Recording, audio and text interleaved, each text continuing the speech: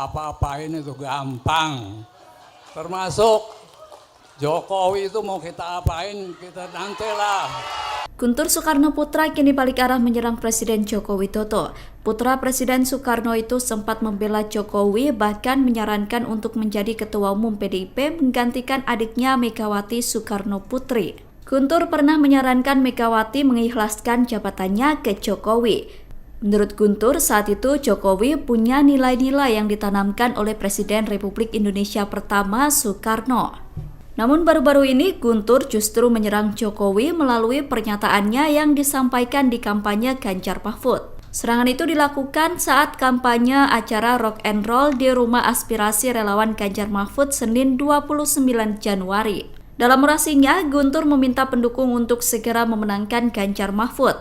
Menurutnya, jika Ganjar sudah menang menjadi presiden, maka urusan Jokowi bisa diselesaikan dengan gampang. Ia juga menyinggung soal pemaksulan Jokowi yang diinginkan oleh petisi 100. Guntur meminta agar pendukung tidak berpikir soal pemaksulan dan fokus untuk memenangkan Ganjar Mahfud.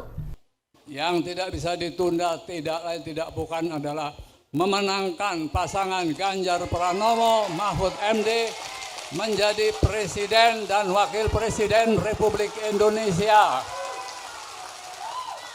Kalau itu sudah tercapai, kekuasaan dan hak prerogatif ada di Ganjar Pranowo dan Mahfud MD, baru yang lain mau kita apa-apain itu gampang. Termasuk Jokowi itu mau kita apain, kita nantilah.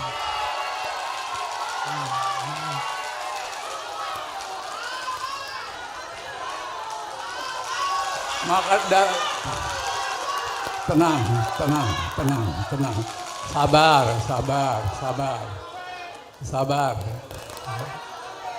Sabar. Ini kan banyak macam-macam. Ada yang minta pemakzulan, ada yang minta ini, minta itu. Sudahlah, kita lupakan aja itu dulu.